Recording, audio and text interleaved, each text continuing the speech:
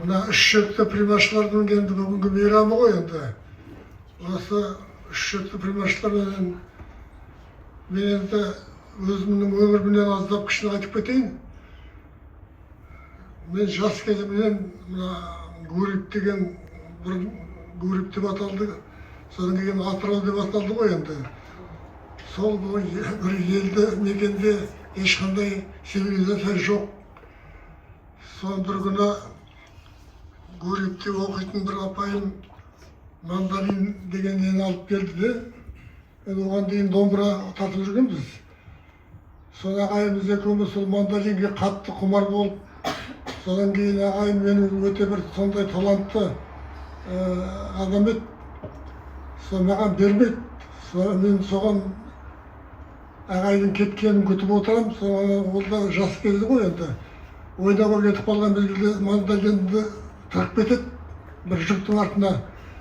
Мен соны тығып кеткен жерден іздеп тауып алып, содан кейін ағайымның ойнаған бүкіл шығармаларының барлығын өзінің айнаға қатесіз бәрін ойнап отырам, медиатор менен. Содан кейін ағайым менің қабілетімді көрді де, содан кейін мандолинаны тығуды қойды. Содан кейін артынан ағайым ауданның орталығында мектепке кетіп қалғанда мен енді сол домбыраны приманды бәрін, прима емес, мандолинді бәрін өзім ойнап, 3-ші класстан бастап 10 жылдық мектептегі бүкіл хор бар, әншілер бар, оркестр бар, бәрін сол 3-ші класстан бастап сол қостап. Мына Фариза Оңғарсынова деген апайларымды білетін шығарсыңдар бәрің. Соны Айгүл Үлкенбаеваның әкесі Нариман Үлкенбаев деген атақты домбырашы болды. Сол бәріміз бір мектепте оқыдық. Сол бір самодеятельностьке қатыстық. Содан енді жайлап өстік қой енді. Сол 10-ші класты бітіргеннен кейін біздің жаңағы ол мезгілде Хрущев деген Совет үкіметінің генеральный секретары 2 жылдық бір сондай не ойлап тапқан. 10-ші класс бітірген балалар 2 жыл қара жұмысты да істеу керек, содан кейін барлық жоғарғы оқу орнына баруға болады деп. Сонымен 2 жыл кірпішті заводында істеп, қолым деген сондай грубый болып кетті. 61-ші жылы осы жерге келіп, Ахмет Жұбанов ағамыз өзі қабылдады осы консерваторияның есінде. Сол енді бір 20 шақты бала дайындық курсына келгенбіз.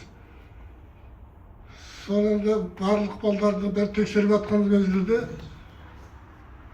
мен де сол дайындық курсына келген менің қабілетімді өте сондай ұнатты да Ахмет Жұбанов ағамыз сіз қай аспапқа келдің айналайын дейді. Мен баянға келудім десем, жоқ, баянға қабылдау жоқ. Ендеше сосын енді Балғаева деген апайымыз отырған. Фатима, мына баланың данный керемет мықты екен. Сен қобызға алсайшы дейді. Сол қобызға мен апай көрді де мен қолымды ол деген рабочий грубый саусақ қобызға сыймайды шектің ортасына. Олай ақа, мына баланың саусақтар деген өте грубый. Мына қобызға келмейді. Содан кейін онда Болат сен ал деп, Болат ағай қуарып кетті. Бас қобыз деген аспапқа сен мені қалды ғой енді. Қабылдап, одан кейін Зәмзәгүл апайларың, профессор апайларың ғой, ағайларың. Соны емен оқытып, бұлардың өздері қазір өте мықты мамандар болып кетті. Осы жердің профессорлары, осы жердің бүкіл елге аты шыққан музыканттар. Сондықтан сендерге де тілейтінім барлық осы ағайларының, апайларының жаңағы сарып кеткен жолдарын бәрін соны шаңырақтарын құлатып алмай, өздерің жақсы музыкант болып қазақ еліне адал қызмет етіңдер. Сол мен айтайын. Рахмет аға, рахмет. Әңгімеңізді тағы бірді жақсылап тыңдаймыз аға. Ол әңгімелеріңіз біз жақсы білеміз, балдар естіген дұрыс. Енді негізгі бүгінгі тұсаукесуге жол берейік, тұсаукесі, одан кейін сол тұсаукесі концерті болады. Енді ортаға, осы жерде ортада отыр Өтехан, Замзагүл апайларың және декан апайларың Ғазиза Абдрахимовна ортаға шақырып, осы мына кітапты тұсаукесейік.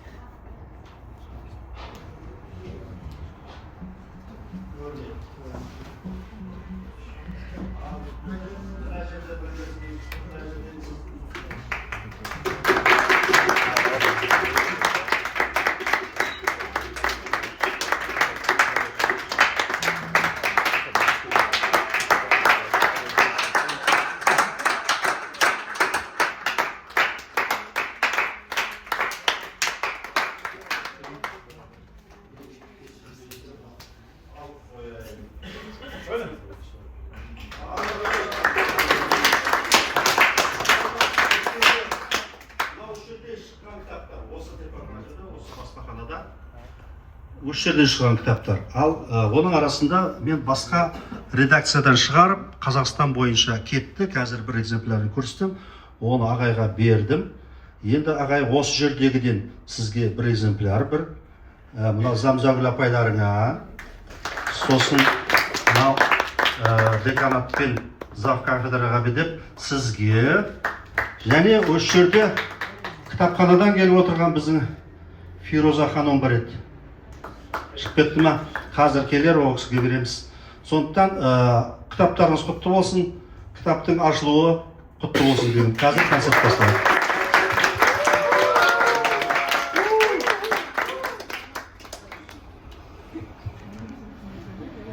Құрметті ұстаздар, студенттер, сырттан келіп отқан қонақтар, осы кітаптың авторларын шын жүректен құттықтаймын. Замзагүл апай, Ерсайын аға және бәріңіздің ұстаздарыңыз, Өтепберген аға. Бұл кітап, бұл кафедра енді ең жас кафедра болса да, өте белсенді кафедралардың бірі, көп жұмыстар шығып жатыр. Көптеген ансамбльдер жер-жерге бәрі қатысып жатыр. Енді бұл шектаспап қазір барлық жерде керек, бүкіл оркестрлерде, ансамбльдерде, барлық жерде міндетті түрде бұл енді бұл кітап біздің студенттерге де, басқа оқу орындарына да, ұстаздарға да бәріне өте қажетті. Сондықтан бұл өте жақсы құнды жұмыс. Енді артыңыздан аға еріп келе жатқан міне бірнеше ұрпақ жалғастырып жатыр жұмыстарыңызды. Олар өздерінің үлкен-үлкен жетістіктерін көрсетіп, лауреат атанып жатыр. Сондықтан бәріңізге шығармашылық табыс тілеймін. Авторларымызға шаршамаңыздар дейміз. Тағы да сіздердің жұмыстарыңыз әлі керек. Сондықтан құтты болсын. Мен бір өзімнің пікірімді айтайын. Мына менің қасымда тұрған профессорым Ерсайын Басқараев, Замзагүл өзімнің шәкірттім тоже. Енді былай қарағанда бұл көптеген еңбек біз жасадық деп есептейміз. Мына мен енді бүкіл жер шарындағы көптеген елдерде болдым ғой, Құрманғазы оркестріменен. Мына мектепті жазу деген ол енді оп-оңай нәрсе емес, ол үлкен ізденісті керек ететін нәрсе. Сондықтан Ерсайын ағаң екеуміз 3 мектеп жаздық. Шертер үйрену мектебі, домбыра үйрену мектебі, бас домбыра үйрену мектебі. Бүкіл Советтер Союзында ондай 3 мектепті жазған бірде-бір адам жоқ. Сондықтан осының барлығы бізге бір үлкен сондай мақтаныш сезімі. Сіз қандай рекорд Гиннесқа кіреді? Иә, сондықтан осындай мынандай былай қарағанда рекорд Гиннесқа кіретін жағдай, осындай жақсы бастаманы әрі қарай жалғастыра беріңіздер. Рахмет. Ал орындарыңызға жайғасыңыздар. Біздің кітапхана келгесін кітабын береміз. ары қарай біздер концертімізді жалғастырамыз. Мына столдарды алып ана жаққа апарып қойшы. Біздер домбырабас үйрену мектебі болғаннан кейін осы кітаптан бүгін әсет ағайларым болу керек, сонымен 4 бас ойнау керек еді. 4 бас түгіл 3 бас бір концертте ойнаған емес. Осы концертте болады 3 бас. 3 басты айдаһар дегендей. Әр бас аспабынан кейін бізде шертер аспабы, рим аспаптарынан шығармалар.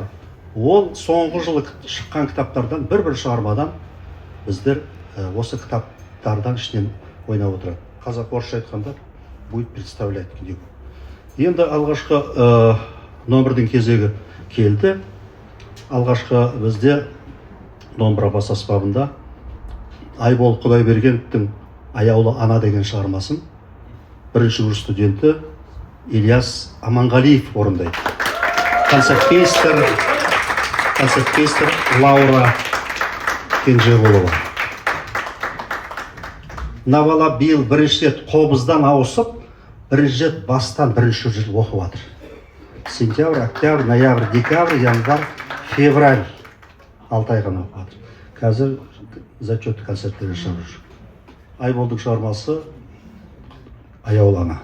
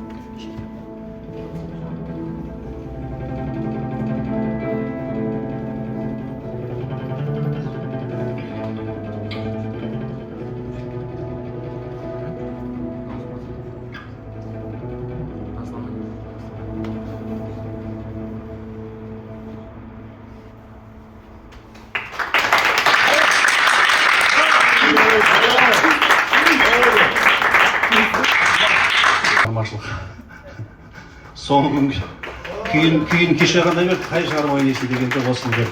Алмабектің термесі, Алмабек деген жырау ақын болған екен.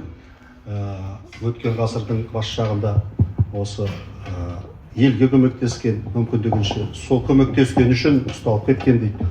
Сол Алмабектің термесі деген сол кісіге өнерлі атасына арнап Айбол күй шығарған. Алмабектің термесі. Орындайтын Қазақстан Республикасы мәдениет саласының үздігі Айбол Құдайберген.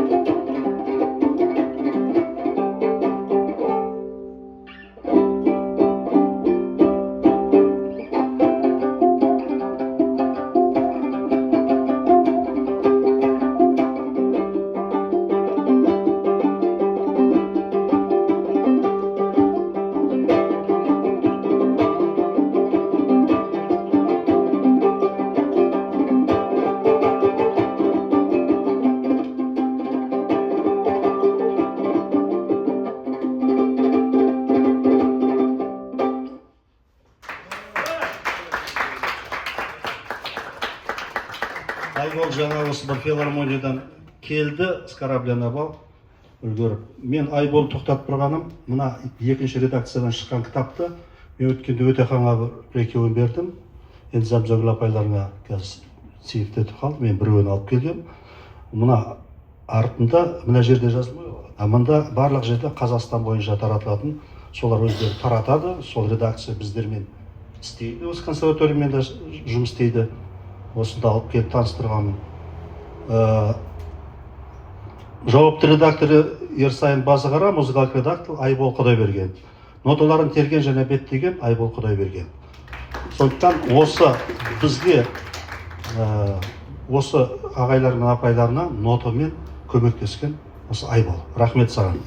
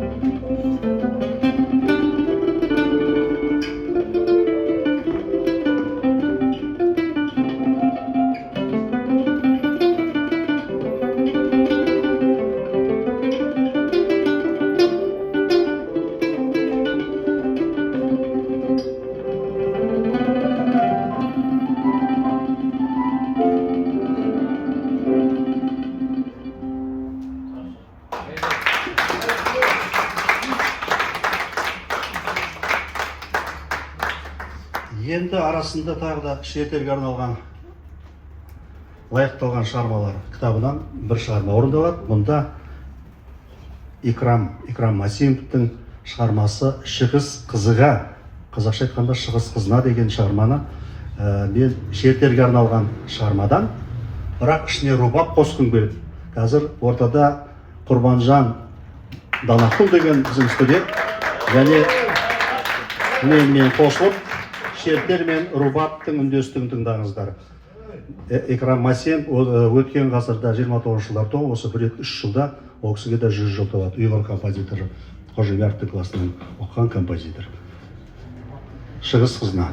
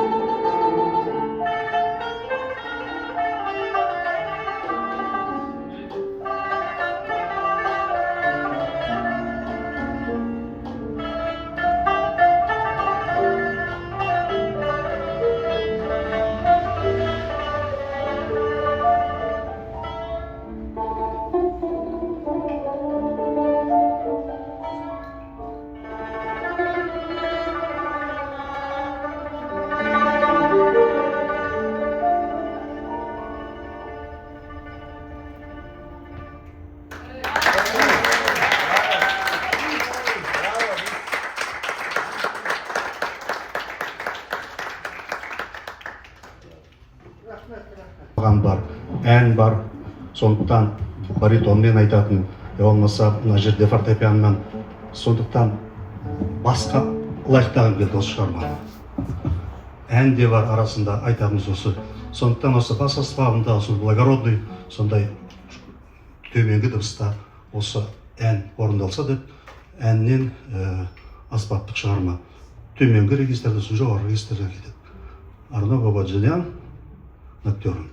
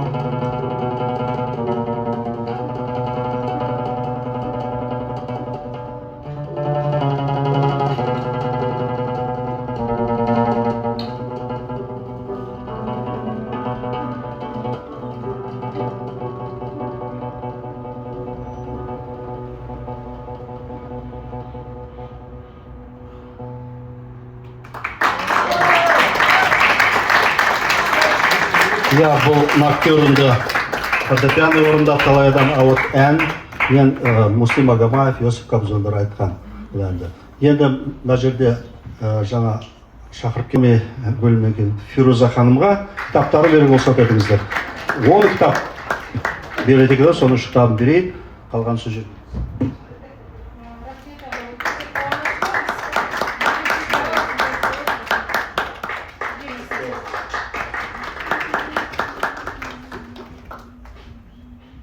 Біздің кітаптар кітапханада жинала берсін, толып. Енді ары қарай рет-реті мекиятымыз ғой. Тағы да шертер кітабы, үлкен шертер кітап шықты Замзагүл Зымыратова, Артур Қазиев. Король Лир деген бар, Артур деген бір корольдер бар. Иә, естіңізді. Сол Артур Атырауда Замзагүл апайларының шәкірті, мынандай кітап шықты. Осының ішінен біз кімнің жаңа Бейжан деген жігіт бар ғой. Бейжан дегенді қазақтап қалмаңдар. Бейжан Мұртазави бұл Иранның персидский парсы композиторы, сол Шторм орындайтын аяулым Рахымжан концертпейші лауреаттың жолы бар. Содан кейін айта берейін, Иранның композиторы, бұл композитор табиғат туралы, табиғаттың дүлей күштері туралы жазған. Негізінен табиғат туралы көп жазған. Кейбіреулер Шторммен жаңағы «Спокойствие перед штормом» деген шығармасымен шатыстырады. Болмаса ән бар, «Шторм» деген шығармасын қазір тыңдайсыздар. Бейжан Мұртазави.